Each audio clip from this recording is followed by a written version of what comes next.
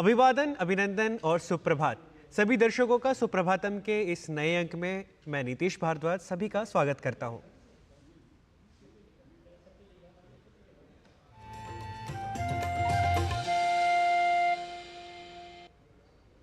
आज का पंचांग सुभाषित, भारतीय ज्ञान परंपरा की विशेष प्रस्तुति, स्वास्थ्य मंत्र, योग, संस्कृत पाठशाला और एक प्रेरक वृत्त के साथ समन्वित सुप्रभातम कार्यक्रम का आरंभ करते हैं आज के पंचांग से। आज का पंचांग युगाब्द 5126, विक्रमी संवत 2081, शक संवत 1946, दक्षिणायन, श्रावण मास, कृष्ण पक्ष, षष्ठी तिथि, शुक्रवार, उत्तरा भाद्रपद नक्षत्र। आज का दिन आप सभी के लिए मंगलमय हो। हम सभी जीवन में कल्याण या शुभता को चाहते हैं और इसलिए हम सुभाषित भी सुनना पसंद करते हैं, क्योंकि वे सुभाषित ही हैं जो हमें कल्याण के मार्ग की ओर ले जाने का कार्य किया करते हैं। आइए देखते हैं आज का सुभाषित। भूमिपता वर्थपतौ बाले, वृद्धे तपोनिधौ विदुषी, योषिति मूर्खे गुरुषु च, विदुषा नैवोत्तरं देयम्।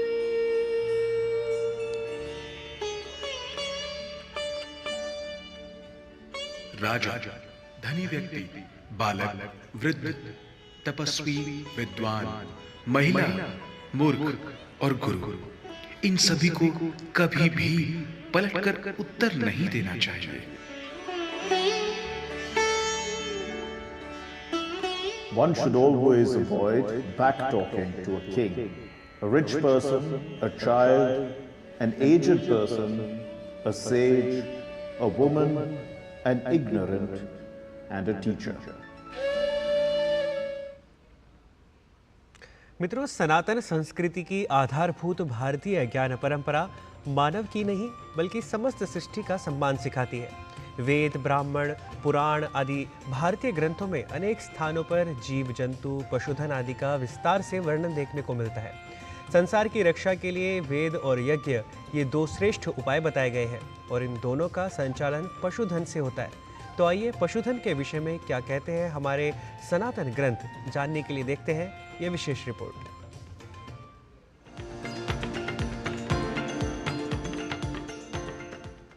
भारतीय ज्ञान परंपरा के स्रोत ग्रंथ चारों वेदों में अन्य विषयों के साथ ही जीव जगत से संबद्ध पर्याप्त सामग्री भी प्राप्त होती है।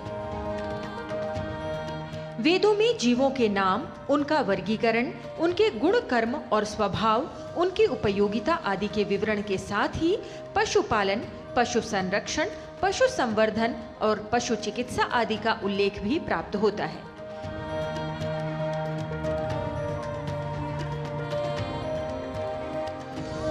पशु शब्द का अर्थ है पश्यति इति पशुः, जो देख सकते हैं या जिनमें दर्शन शक्ति है वे पशु कहलाते हैं। वेदों और ब्राह्मण ग्रंथों में जीवों को 3 प्रकार से वर्गीकृत किया गया है। वायव्य अर्थात आकाशीय या नभचर जीव, पक्षी आदि। आरण्य, वन या जंगल में रहने वाले पशु। ग्राम्य अर्थात गांव में रहने वाले या पालतू पशु। वेदों और ब्राह्मण ग्रंथों में पशुओं का अत्यधिक महत्व बताया गया है। अथर्ववेद में वर्णन किया गया है कि गाय, अश्व आदि सब ओर से हमारे घरों में आएं और दूध, घी देकर मनुष्य मात्र को हृष्ट पुष्ट करें। अथर्ववेद में गाय को घर की लक्ष्मी कहा गया है। गावो भगः।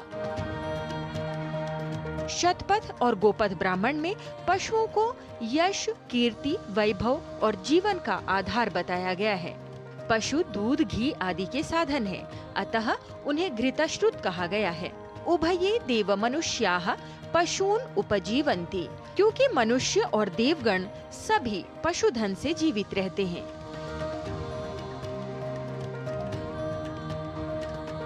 मार्तांड्य ब्राह्मण में उल्लेख है कि सर्वम पशुभिर्विंदते, अर्थात पशुधन सारी कामनाओं को पूर्ण करता है, अतः उसे वैभव का आधार माना गया है।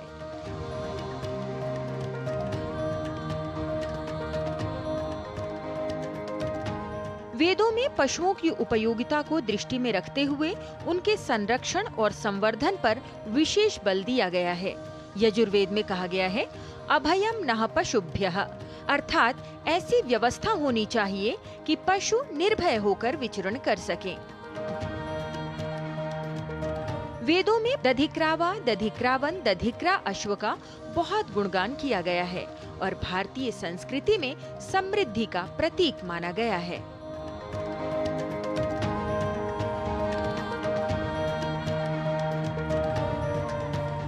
वर्तमान समय में भी पशुधन को संरक्षित करने के लिए अनेकों कार्य किए जा रहे हैं और भारतीय संस्कृति को संरक्षित किया जा रहा है। लता Vashishtha, DD news.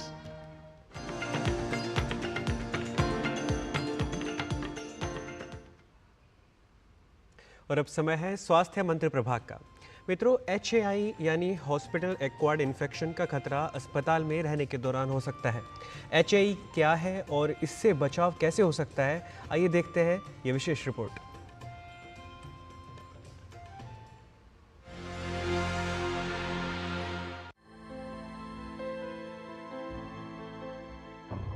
Hospital acquired infections यानी वो संक्रमण जो स्वास्थ्य देखभाल सुविधाओं के वातावरण से फैल सकते हैं। HAI में उन संक्रमणों को शामिल किया जाता है जिनकी चपेट में अस्पताल में भर्ती रोगी आ सकते हैं। स्वास्थ्य देखभाल सुविधाओं में अस्पताल, नर्सिंग होम, पुनर्वास सुविधा केंद्र और क्लिनिक शामिल हैं। अस्पताल में भर्ती होने से पहले रोगी को कोई भी सक्रिय या निष्क्रिय रूप से संक्रमण के कोई लक्षण नजर नहीं आते। अस्पताल के वातावरण में बैक्टीरिया, वायरस और फंगस जैसे रोगाणु मौजूद होते हैं जो आसानी से शरीर में पहुंच जाते हैं। अस्पताल में भर्ती कई रोगियों की रोग प्रतिरोधक क्षमता कमजोर होती है, इसलिए वे आसानी से हॉस्पिटल एक्वायर्ड इन्फेक्शंस की चपेट में आ जाते हैं। हॉस्पिटल एक्वायर्ड इन्फेक्शन वो संक्रमण है जो कि जैसे मरीज जब अस्पताल में जाता है तब उसको इन्फेक्शन नहीं होती, लेकिन 48 घंटे के अंदर अगर उसको कुछ लक्षण डेवलप होते हैं उनको हॉस्पिटल एक्वायर्ड इन्फेक्शन कहते हैं। मेन लक्षण है अस्पताल में आने के बाद एक नया बुखार आना, और अगर किसी को निमोनिया है तो खांसी या फिर बेहोशी की हालत, या जब इन्फेक्शन बढ़े तो बीपी कम होना, ये लक्षण हो सकते हैं। मेन लक्षण इनका बुखार होता है। कई रोगियों में ये अस्पताल में साफ सफाई न रखने से फैलते हैं। कॉन्टैक्ट ट्रांसमिशन हो सकता है, यानी संपर्क संचरण से भी संक्रमण फैल सकता है। इसके अलावा रोगियों में रोगाणु के सीधे संपर्क में आने से संक्रमण हो सकता है, जब उनमें संक्रमित होने का खतरा हो जाता है। किसी संक्रमित व्यक्ति से रोगाणु युक्त कोई छोटी बूंदें हवा में फैल सकती हैं, जिनसे ये संक्रमण एक से दूसरे रोगी के शरीर में प्रवेश कर सकता है। आमतौर पर हॉस्पिटल एक्वायर्ड इन्फेक्शंस में श्वसन मार्ग का संक्रमण, निमोनिया, सर्जिकल साइट का संक्रमण, सेप्सिस यानी रक्त का संक्रमण, मूत्र मार्ग में संक्रमण, गैस्ट्रोएंटराइटिस, इस तरह के संक्रमण होने की संभावना रहती है। हॉस्पिटल एक्वायर्ड इन्फेक्शन में बचाव एक बहुत ही इंपॉर्टेंट चीज़ है। इस बचाव को हर लेवल पे देखना चाहिए, जो कि एक एडमिनिस्ट्रेटिव लेवल है कि अस्पताल में आपकी हर प्रोसीजर को करने की प्रणाली या चेकलिस्ट है, ताकि आप एक क्लीन वे में और एक साफ तरीके से हर प्रोसीजर को करें, ताकि आप अस्पताल से एक मरीज़ को इन्फेक्शन ना दें। दूसरा, रोगी के जो रिश्तेदार हैं वो इन्फेक्शन लेके अस्पताल में ना आए, ताकि मरीज़ को इन्फेक्शन ना हो। तीसरी चीज़ देखी जाती है कि जो हेल्थ कर्मी हैं वो अपने सारे जो प्रोसीजर हैं वो एक क्लीन तरीके से करें, ताकि इन्फेक्शन रोगियों तक ना पहुँचे। हॉस्पिटल एक्वायर्ड इन्फेक्शन से बचाव के लिए अस्पताल में साफ सफाई का विशेष ध्यान रखना आवश्यक है। हाथों की सफाई को लेकर सतर्क रहना चाहिए। मास्क लगाना जरूरी है। मेडिकल उपकरणों की सफाई का ध्यान रखना चाहिए। साथ ही अस्पताल में आने जाने वाले लोगों को और अस्पताल कर्मियों को भी सावधानी रखना आवश्यक है। सावधानी का पालन करके हॉस्पिटल एक्वायर्ड इन्फेक्शंस की संभावना को काफी हद तक कम किया जा सकता है। किरण भारद्वाज, डीडी न्यूज।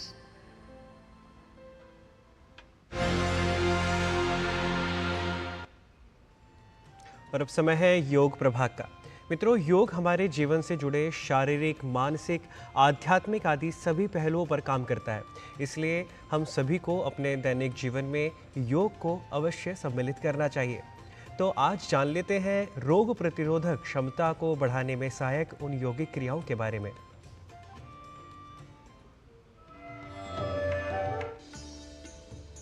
नमस्ते, मैं हूं आचार्य प्रतिष्ठा।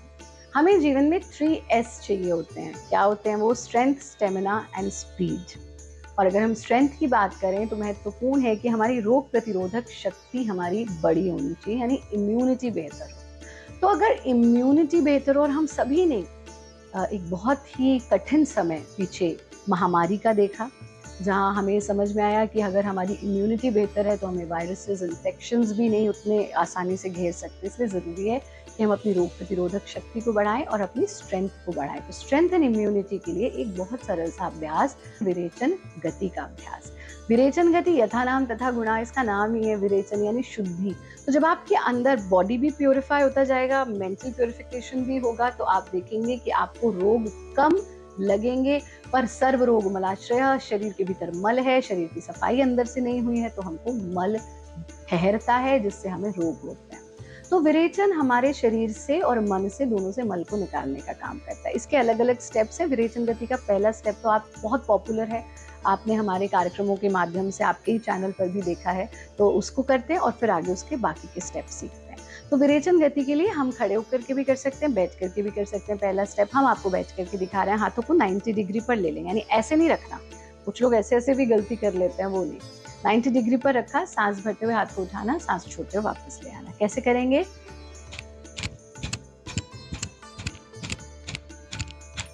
ऐसा आप 100 बार का एक राउंड कर लीजिए और 2 राउंड से शुरू कर लीजिए, धीरे धीरे 3 राउंड तक आप इसे ले जा सकते हैं। जब 100 बार हो जाए, दोनों हाथों को खोला, 3 बार लंबा गहरा सांस ले लिया। ये है विरेचन गति का पहला स्टेप। दूसरे स्टेप में हम अपने दाएं नॉस्ट्रिल यानी राइट स्वर को बंद कर देते हैं और लेफ्ट से विरेचन करते हैं। पेट का संकुचन होगा हर एक्सहेलेशन में।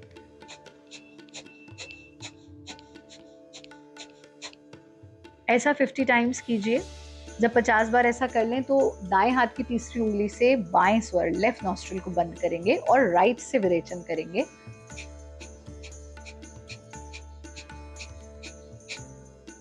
जब 50 टाइम्स राइट से कर लें तो 50 टाइम्स हम ऑल्टरनेट करेंगे, यानी लेफ्ट से एक्सहेल, राइट से एक्सहेल। दोनों एक्सहेलेशंस के बीच में छोटा सा इनहेलेशन होगा जिसकी ध्वनि आपको नहीं सुनाई देगी। तो एक बार देखिए कैसे।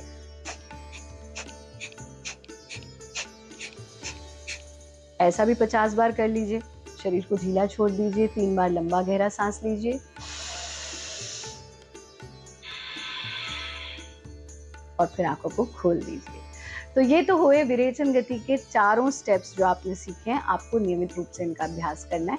इसके साथ साथ अगर आप अपनी इम्यूनिटी को बेहतर करना चाहते हैं तो आप जल की मात्रा को अपनी डाइट में बढ़ाइए, यानी पानी अधिक पीजिए। 20 मिनट्स ऑफ सनलाइट जरूर लीजिए। सात्विक आहार लीजिए। योगी बने, उपयोगी बने।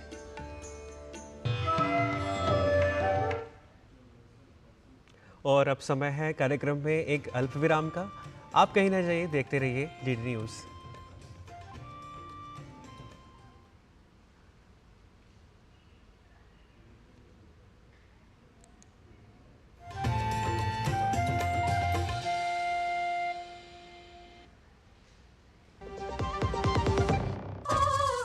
तड़के वाली, भोली भाली, मेहनत वाली, नखरे वाली, ये है असली तड़के वाली। ये तो बड़ी समझदार, बड़ी होशियार, MDH के साथ अब जुड़ते नई टेस्ट का असली taste, MDH ginger garlic paste. MDH। मैं क्या जी, सब जानते हैं, जहां दिखे मारियो, अपना समझ के खा लियो। स्वाद से सबको दीवाना कर दे, दीवाना कर दे। पता का चाय, गजब का स्वाद। चुटकुला समझ नहीं आया? समझ तो ये नहीं आता कि खेत धान का या खरपतवार का। तो इसमें समझना क्या है दोस्त? ले आओ धान के खरपतवारों का स्पेशलिस्ट ग्रीन लेबल, IIL के ट्रैक्टर ब्रांड का ग्रीन लेबल। धान के खरपतवारों का स्पेशलिस्ट। आपके घर के खाने में रेस्टोरेंट जैसा स्वाद ले आए MDH का शाही पनीर मसाला। पनीर को क्या मस्त बना डाला।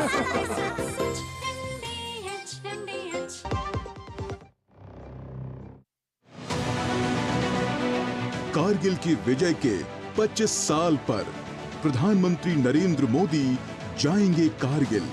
कारगिल युद्ध स्मारक का करेंगे दौरा। युद्ध स्मारक पर शहीद वीरों को देंगे श्रद्धांजलि। देखिए कारगिल के शहीदों को श्रद्धांजलि पर कारगिल से हर खबर हमारे साथ। कारगिल विजय 25 साल, सुबह 9 बजे से सिर्फ DD न्यूज पर।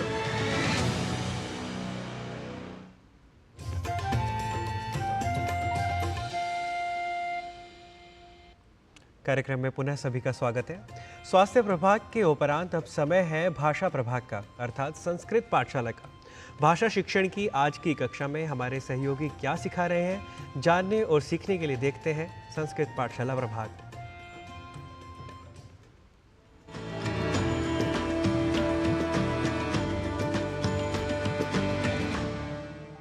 नमो नमः मित्राणि। संस्कृत पाठशालायाः एतस्यां कक्षायां भवतां सर्वेषां स्वागतम्। मम नाम गवीशः। संस्कृत पाठशाला में हम दैनंदिन जीवन में प्रयोग में आने वाले वाक्यों को संस्कृत में बोलना सीखते आ रहे हैं। आइए सीखने के इस क्रम को बढ़ाते हैं आगे और सीख लेते हैं कुछ और नए संस्कृत वाक्यों को। यदि हमें कहना हो मुझे कोई कष्ट नहीं है, तो इसके लिए हम संस्कृत में कहेंगे मम कोपि कष्टः नास्ति। मम कोपि कष्टः नास्ति। यदि वाक्य हो यह कठिन नहीं है, तो इसे संस्कृत में कहेंगे एतत् कष्टकरम नास्ति। एतत् कष्टकरम नास्ति। क्या लाए हो? यदि हमें इसका संस्कृत वाक्य बनाना हो तो कहेंगे किम आनीतवान। किम आनीतवान। ऐसे ही यदि कहना हो आपको किसने कहा, तो इसके लिए हम कहेंगे भवंतम कह उक्तवान। भवंतम कह उक्तवान। कुछ देर बाद आ जाएंगे। इसका संस्कृत वाक्य बनेगा किंचिद अनंतरम आगच्छेत। किंचिद अनंतरम आगच्छेत। प्रायः वैसा नहीं होगा। यदि यह वाक्य हो तो कहेंगे प्रायः तथा न स्यात्। प्रायः तथा न स्यात्। कोई बात नहीं, कल दीजिए। इसका संस्कृत बनेगा चिंता मास्तु श्वः ददातु। चिंता मास्तु श्वः ददातु। मैं फिर बताऊंगा। इसे हम संस्कृत में कहेंगे अहम पुनः सूचयिष्यामि। अहम पुनः सूचयिष्यामि। आज क्या था? किम आसीत अद्य। किम आसीत अद्य। वाक्य यदि हो जरूर आऊंगा तो कहेंगे अवश्यम आगमिष्यामि। अवश्यम आगमिष्यामि। मालिक है क्या? इसे कहेंगे स्वामी अस्ति किम। स्वामी अस्ति किम। ऐसा क्यों हुआ? यदि हमें इस वाक्य के लिए संस्कृत में कहना हो तो कहेंगे किमर्थम एवं जातम। किमर्थम एवं जातम। इसी प्रकार यदि वाक्य हो क्या वह वहीं था, तो संस्कृत में कहेंगे किम सः तत्रैव आसीत्। किम सः तत्रैव आसीत्। कुछ कहा। किमपि उक्तवान। किमपि उक्तवान। कहां से लाया? कुतः आनीतवान। कुतः आनीतवान। वाक्यों के क्रम में यदि कहना हो और कोई काम नहीं है, तो इसके लिए कहेंगे अन्यत् किमपि कार्यम नास्ति। अन्यत् किमपि कार्यम नास्ति। मेरी बात सुनिए। मम वचनम शृणोतु। मम वचनम शृणोतु अर्थात मेरी बात सुनिए। आप भी ऐसा करिए। भवान अपि एवं करोतु। भवान अपि एवं करोतु। मित्रों, आज ये कुछ और नए वाक्य हमने सीखे हैं। इनका दैनंदिन व्यवहार में प्रयोग करने से ये वाक्य आपको और भी ज्यादा स्पष्ट हो जाएंगे। आप करते रहिए इनका अभ्यास कुछ और नए वाक्यों के साथ होंगे आपके साथ पुनः उपस्थित। तब तक के लिए नमस्कार, नमो नमः।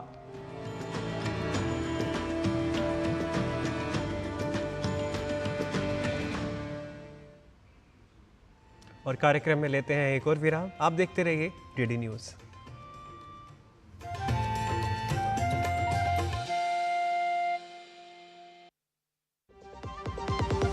MDH का किचन किंग किचन में हो तो हम सब कुछ बना सकते हैं। बैंगन का भरता, आलू गोभी, भिंडी मसाला और भी बहुत कुछ।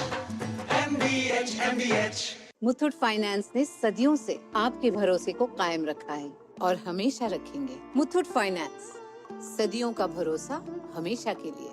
इंडिया का number 1 most trusted financial services brand. तो गोल्ड लोन के लिए कॉल करें 1-800-313-1212। चुटकुला समझ नहीं आया? समझ तो ये नहीं आता कि खेत धान का या खरपतवार का। तो इसमें समझना क्या है दोस्त? ले आओ धान के खरपतवारों का स्पेशलिस्ट ग्रीन लेवल। IIL के ट्रैक्टर ब्रांड का ग्रीन लेवल, धान के खरपतवारों का स्पेशलिस्ट। बात जब पीढ़ियों के लिए बनने वाले घर की हो तो जिम्मेदारी बड़ी हो जाती है। गैलेंट समझता है ये जिम्मेदारी। अब डबल M रिब्स के साथ गैलेंट एडवांस TMT रीबार, निर्माण का रियल हीरो। कारगिल की विजय के 25 साल पर प्रधानमंत्री नरेंद्र मोदी जाएंगे कारगिल। कारगिल युद्ध स्मारक का करेंगे दौरा। युद्ध स्मारक पर शहीद वीरों को देंगे श्रद्धांजलि। देखिए कारगिल के शहीदों को श्रद्धांजलि पर। कारगिल से हर खबर हमारे साथ। कारगिल विजय 25 साल, सुबह 9 बजे से सिर्फ डीडी न्यूज पर।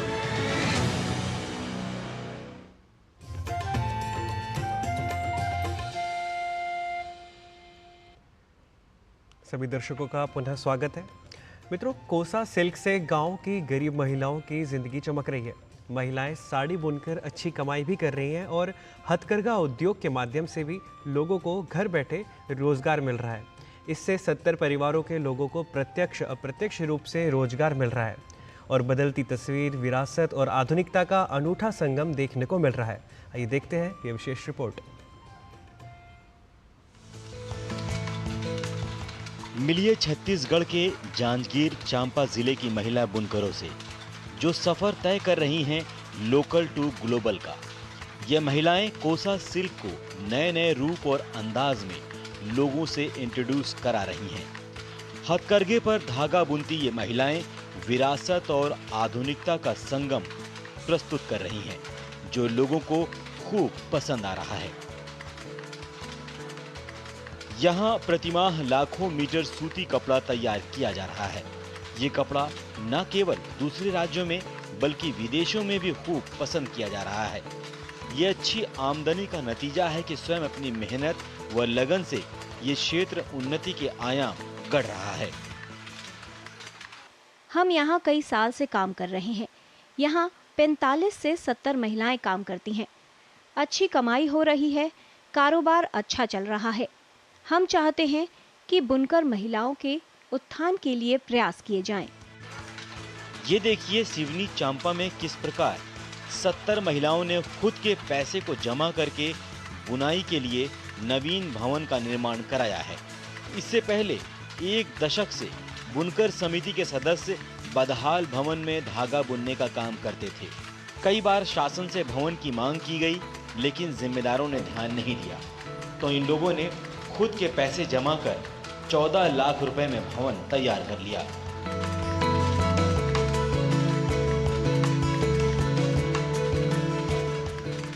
लेकिन आज ये उद्योग सशक्तिकरण की नई इबारत लिख रहा है। जांजगीर चांपा से ब्यूरो रिपोर्ट, डीडी न्यूज।